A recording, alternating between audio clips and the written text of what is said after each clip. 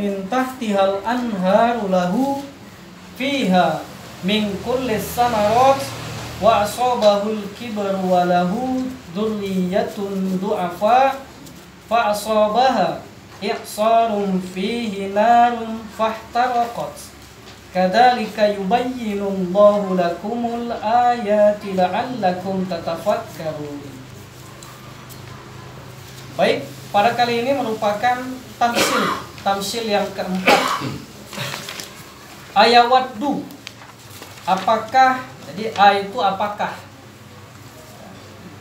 Walaupun dia cuma satu huruf, alif yang diberi baris atas dibaca a itu sudah bermakna satu kata ya, satu kata. Apakah? Maka kita sering kalau berkata gitu, teman kita ngomong sama kita kurang jelas, kita bilang gitu. Itu bahasa Arab apa gitu, maksudnya kita ingin konfirmasi kembali apa pesan itu. Jadi kita tanpa kita sadari kita sudah menggunakan bahasa Arab dalam keseharian kita. Jadi apa? Jadi itu apakah?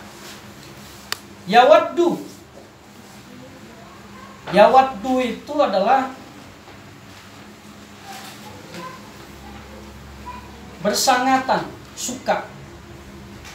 Ya, bersangatan, ingin.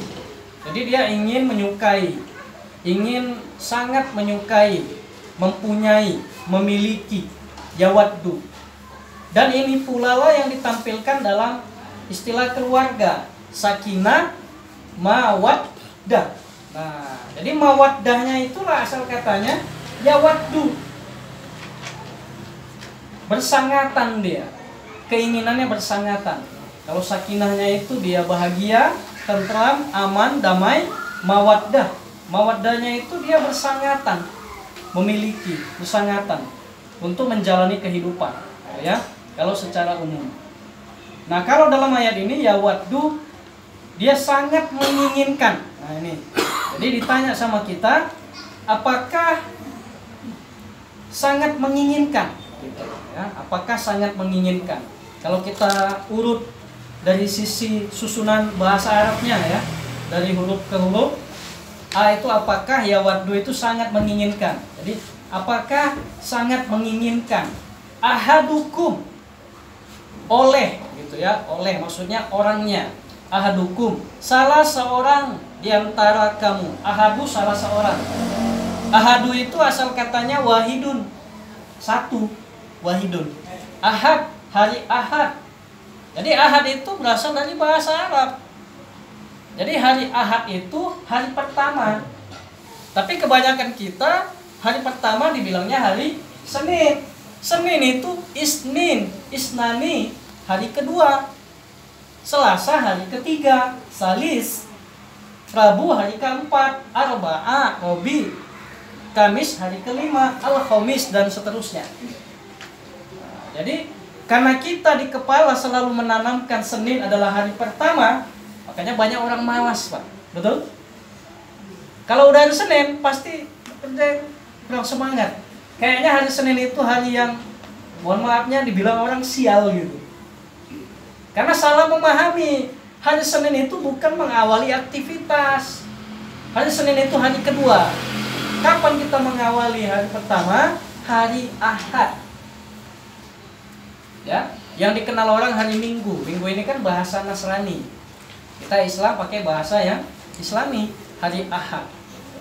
Sama dengan kita kabar, itu bahasa Arab. Jadi ayawaddu ahadukum, apakah sangat menginginkan olehmu salah seorang, gitu kan?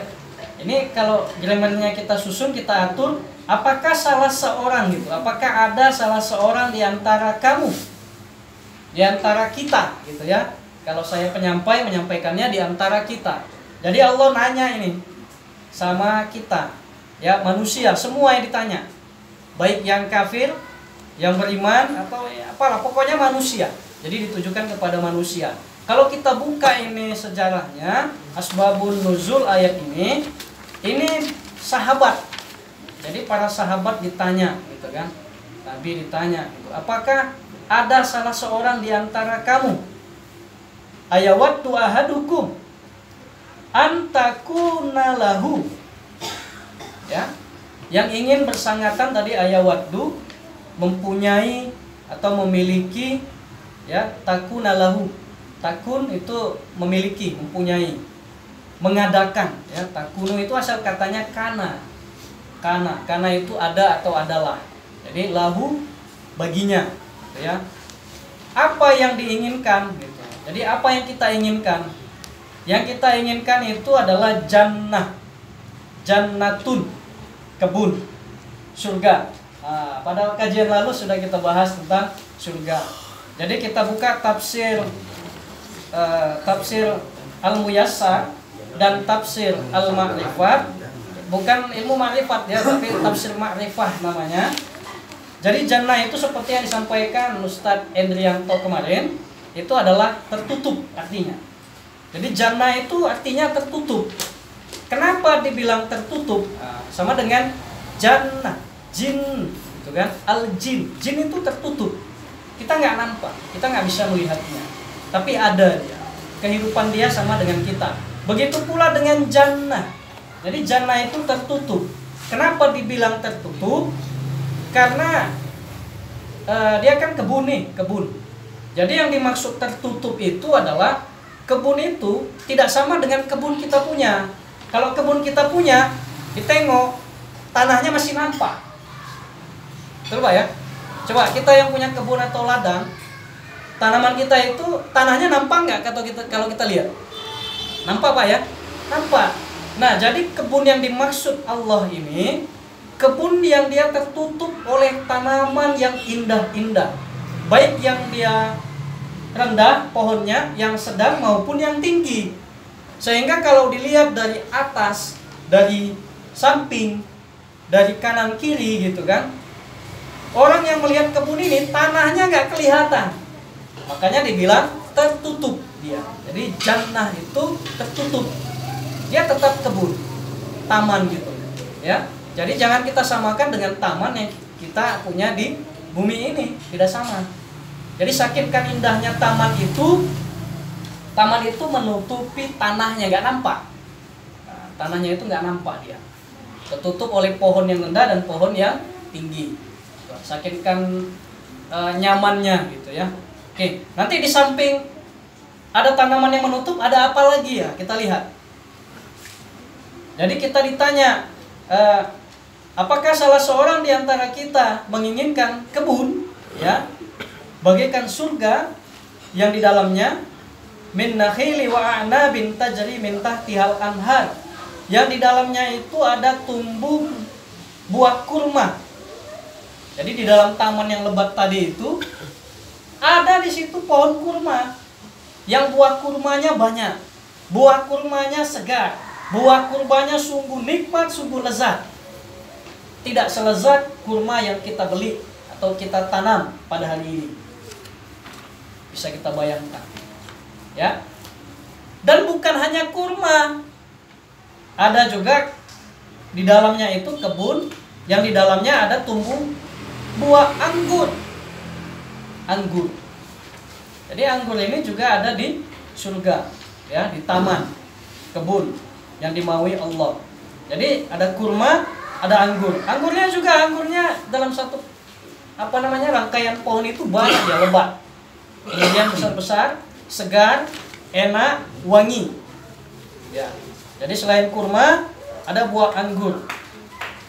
Min tahtihal anhar. Yang di bawahnya itu mengalir sungai-sungai. Ini dia, mengalir sungai-sungai. Jadi ada kebun atau taman, ada sungai-sungai, dia diairi, ya. Mata airnya itu muncul dari dalam kebun itu sendiri. Kalau kita kan tidak, kalau kita bercocok tanam, sumber airnya pasti dari tempat lain, ya Pak ya, mengalir ke tempat kita dan lewat lagi ke tempat yang lain, seperti itu. Nah, tapi kebun ini berbeda. Dia sungainya berada di dalam kebun itu sendiri. Dan sumber mata airnya dari tengah-tengah kebun itu munculnya, bukan dari tempat orang lain, bukan dari kebun orang lain, muncul dari tempat itu sendiri.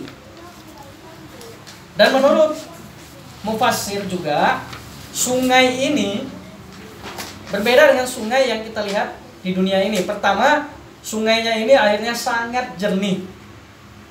Airnya sangat jernih, satu. Yang kedua, airnya ini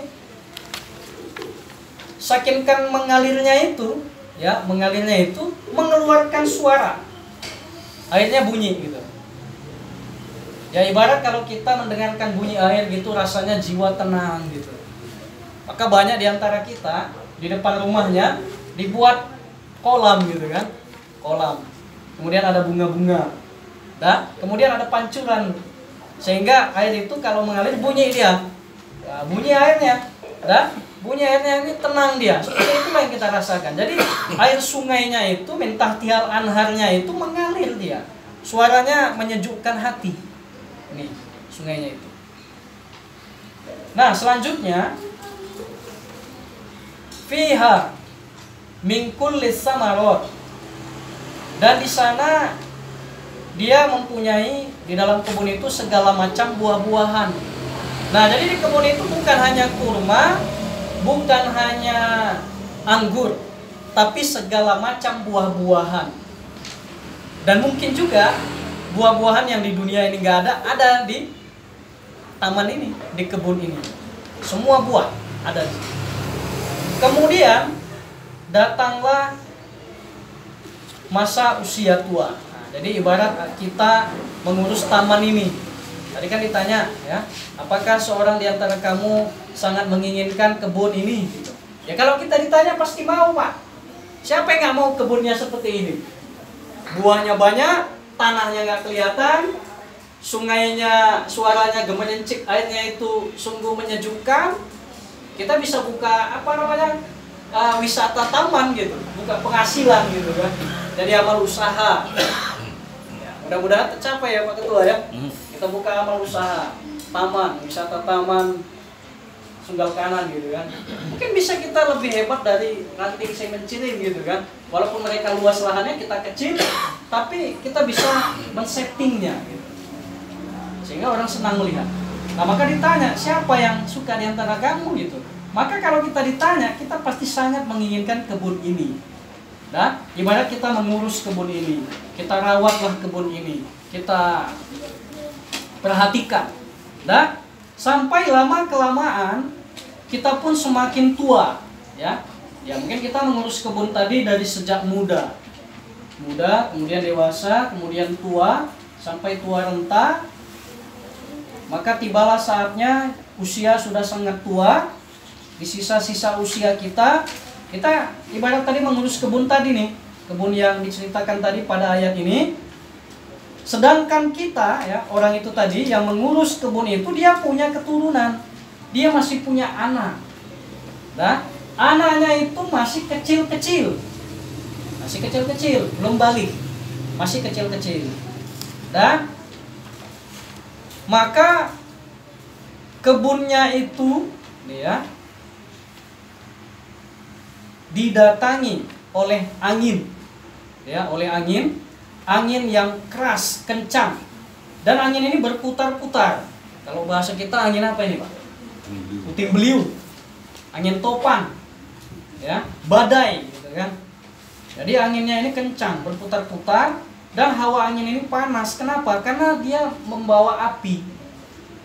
Nah, jadi angin yang sangat panas ini mendatangi kebun yang tadi sudah kita rawat. Kebun yang sudah kita rawat, Pak. Bayangkan, kebun kita tadi itu udah capeknya, kita udah tua, sampai tua kita mengurus kebun itu, tiba-tiba datang angin membawa api, membakar semua isi kebun itu. Maka runtuhlah, hancurlah semua kekayaan kita dalam kebun itu karena kemurkaan dari Allah. Di mana murkanya? Inilah yang mau kita bahas. Masalah sedekah atau infak. Yang infak kita keluarkan itu ada unsur riya di dalamnya. Bagaimana tadi pesan amat dalam nomor 5 apa Ketua ya? Nomor 5 tadi jubriyah. Salah satunya adalah riya. Nah, jadi orang yang berinfak dia ada unsur riyanya, supaya begini dia infak untuk kepentingan manusia atau dunia. Maka ini gambarannya. Dia menginginkan kebun, tapi karena riaknya itu tadi, datanglah angin tadi, panas, membakar seluruh isi kebun itu sampai jadi debu seluruhnya. Artinya apa? Sia-sia. Selanjutnya, Bapak-bapak hadirin jamaah yang dirahmati oleh Allah dan yang saya hormati, kazalika, seperti itulah, yubayyinullah, Allah menerangkan, menjelaskan lakumu, kepada kita, al-ayat, Allah menjelaskan ayatnya, tanda-tanda kebesarannya, tanda-tanda kekuasaannya kepada kita. Tanda kekuasaan Allah dalam kasus kebun tadi mana? Satu, sungguh indahnya isi kebun itu kekuasaan Allah. Kedua, angin yang membawa panas itu, dia tidak akan bergerak, tidak akan menghajar itu isi kebun kecuali atas izin Allah Subhanahu wa ta'ala. Nih tanda-tanda ayat Allah. Al-ayat la'allakum tatafakkarun, supaya atau agar kamu selalu berpikir, supaya kita bertafakkur, memikirkan ayat-ayat Allah. Maka ayat Allah itu ada dua, ada ayat qauliyah, ada ayat kauniyah.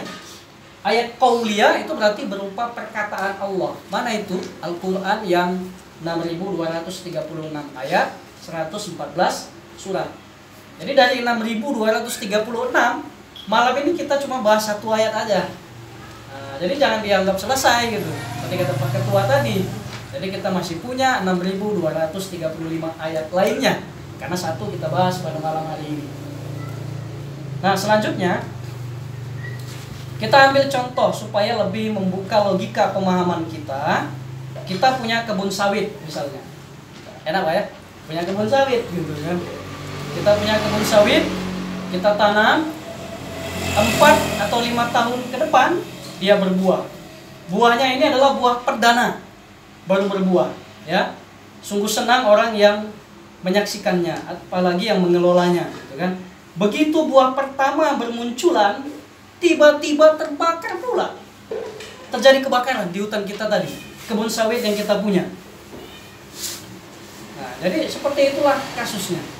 Apa yang kita rasakan? Kita pasti mengatakan, wah, nah, ya Allah, kita salahkan Allah. Aku sudah capek-capek mengurus ini, aku sudah begini begitu. Nah ini dia, riaknya itu. Apalagi berandai lagi. Kalau seandainya kemarin begini, pasti tidak jadi begini. Ini musibah. Kalau terhadap musibah, kita nggak boleh berandai lagi. Tapi kalau belum terjadi nggak masalah untuk berencana. Tapi kalau udah jadi tidak perlu, ibarat orang meninggal. Kalaulah saja tadi ini, ku bawa kemari, atau ku kasih makan ini, ku kasih minum obat ini, pasti nggak mati gitu kan? Tidak. Tidak boleh kita seperti itu berandai-andai.